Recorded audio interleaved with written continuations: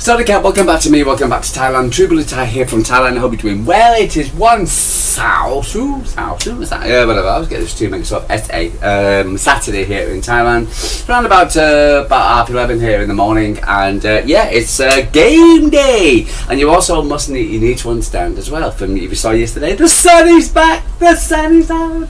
So this reason why I know it's going to be a good day, because again we've got 2 games today. For instance, Manchester City against Newcastle, and Man City are both away games away at Nottingham Forest for the ladies. So, but we're here to talk about the men. But the sun's back out. The sun is out. You know, what a difference. If you saw me yesterday, for instance, I was in at a t-shirt on like this, etc., plus another t-shirt on top, plus a jacket on, etc. For instance, I don't have any long trousers, so I was wearing my shorts, but I was wearing socks, etc. And I spent the entire day in a blanket yesterday because it was so damn cold. Yes, it was 24 degrees. Yes, blah blah blah. But it was cloudy and cold wind, and it was freezing. It was the coldest I've been for a long time, and I was really seriously, I haven't slept very, very well the last few days, etc., because of the cold. It's been so freezing cold, and it's so nice to wake up now. For instance,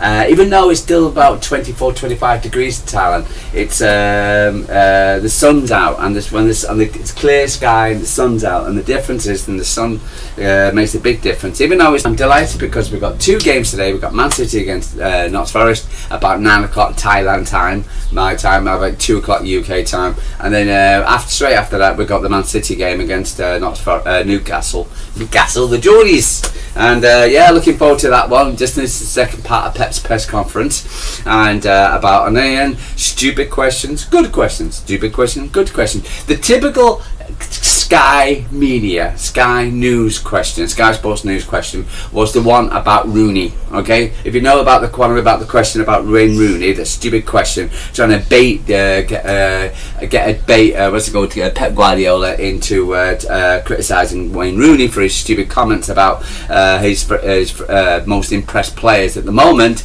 and he didn't pick Erling Haaland. Well, you know, Pep Guardiola is too intelligent for that. He's too smart for that, and he turned around and he said, "I'm not." You know, of course, he's right, and blah blah blah, and he kind of pushed it off a little. But he's not going to get involved in a spat with Wayne Rooney. He's not. Wayne Rooney doesn't deserve it. Wayne Rooney is a bitter ex-rag, etc., and it just typifies that particular club.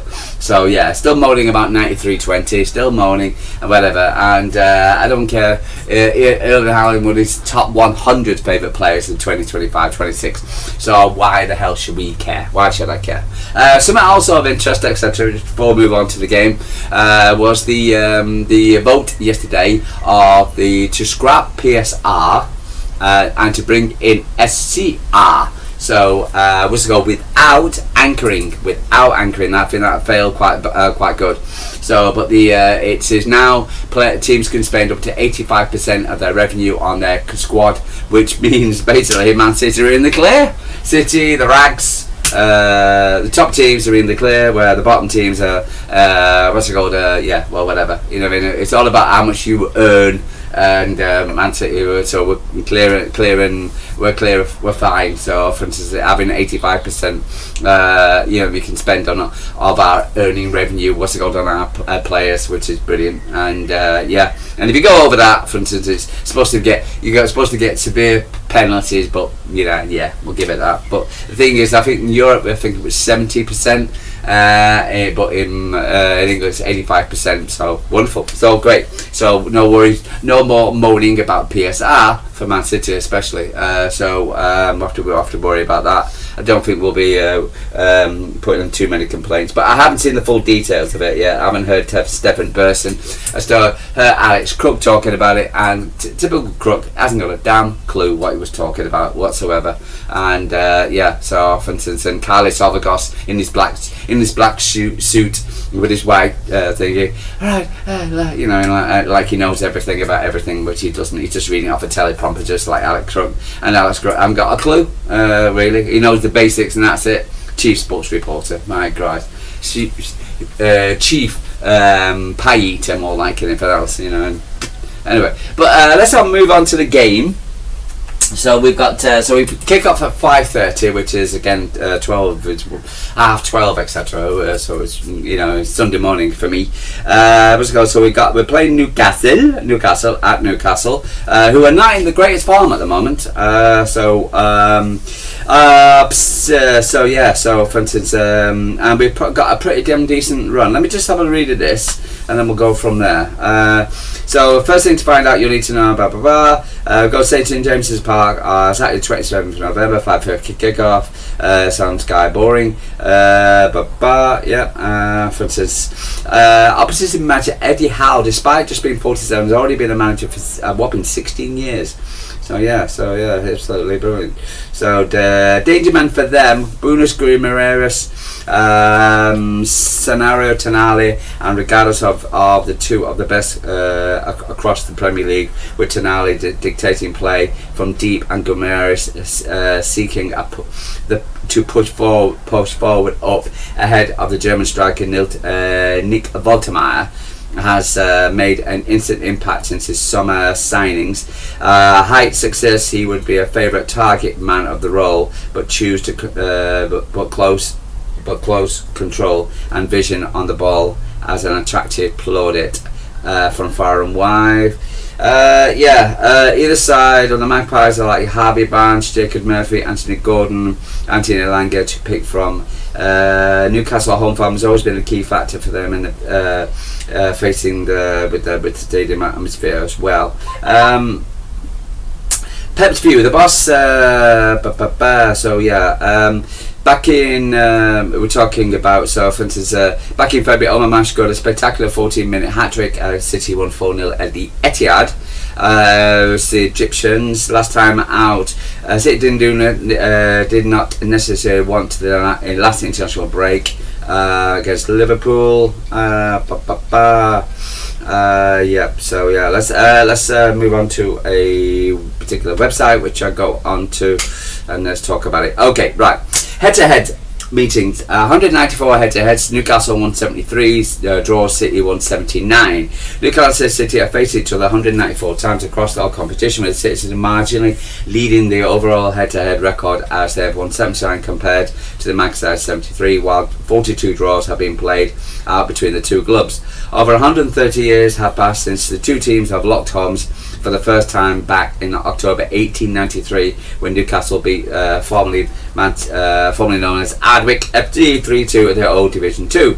The Magpies won the first three meetings before City's debut celebrated success for the first time in February 1895, crushing 4-0 at Hyde Road. Both teams have now played a shared of successes over another years, but in the early years, the Premier League in 1992, Newcastle were dominant side, collecting 25 points from Newcastle, 45 points for their first 15 minutes, 1-7, draw 4. However, since 2006, the tables have turned dramatically with Man City's favour, as they have won a remarkable 28 times and drawn 6 of their last 35 games encounters, with Premier League encounters, scoring 2 or more goals in 25 of those victories. Man City have in fact won more Premier League matches, 32, and more away games, 12, and scored more goals, 106, against Newcastle than they have versus any other opponent in the division.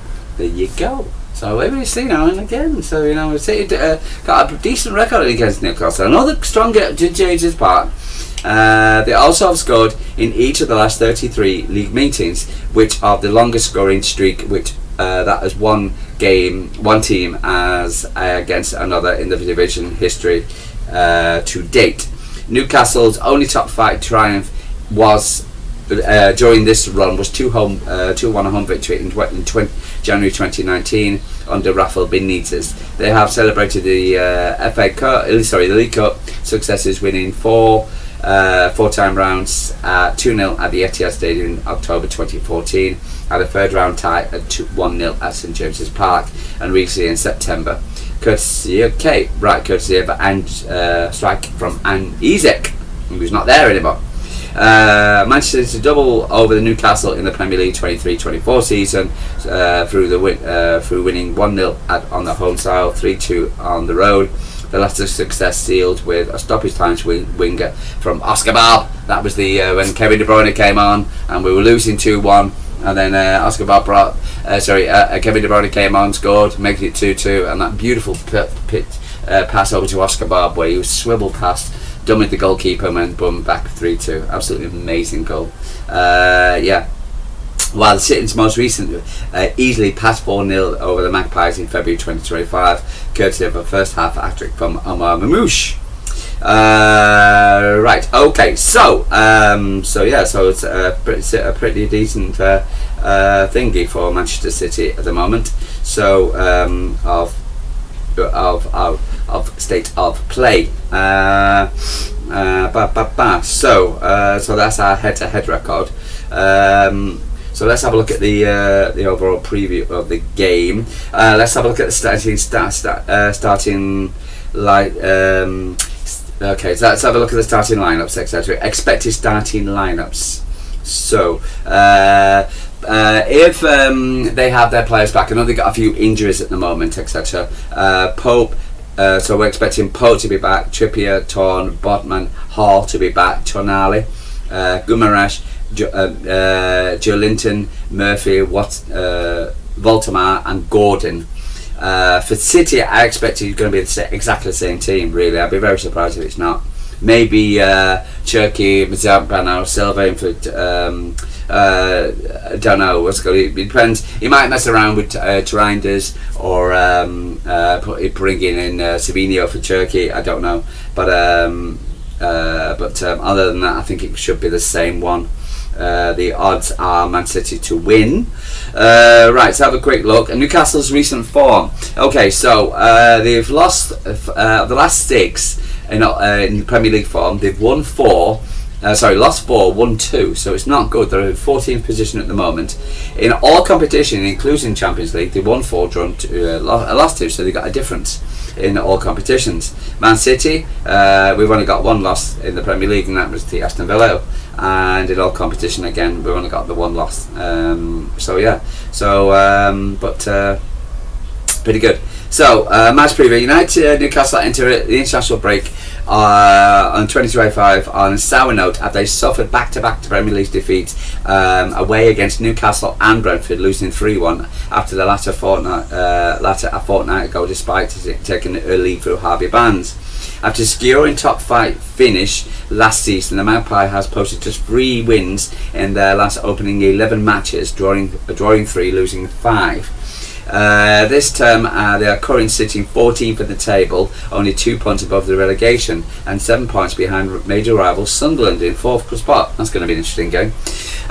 Coach Eddie Howe, who retains full-back of the Newcastle, is looking for a big response during the relentless schedule over the next few months, and he believes the Magpie side cannot allow any sort of negative trends to continue if they wish to compete higher in the table. Newcastle welcomed the return of St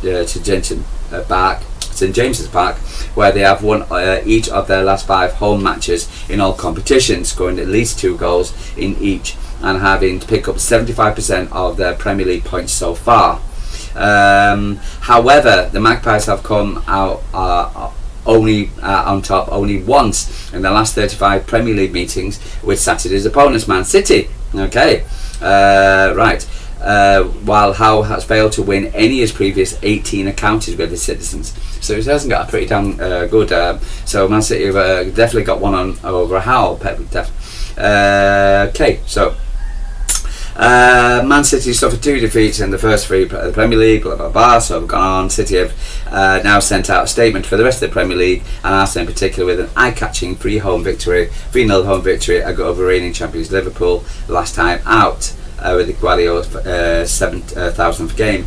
Manchester City boast a home record now in the top flight terms, having accumulated 15 points from 16 matches, winning 5, losing 1, but only have triumphed in the last of their opening 5 matches on the road, drawing 1, lost 2. So our away form is still not as good as our home form, no surprise. But again, it's always down to the Aston Villa game. The Brighton, I'm going to write off those 2 games, Villa against Spurs against Brighton. But for the Villa game, etc., that was definitely perhaps not picking Nico Gonzalez and Nicole O'Reilly. Guadalupe's side drew 1-1 in the last season, and they were confident of success this weekend, and they have won 12.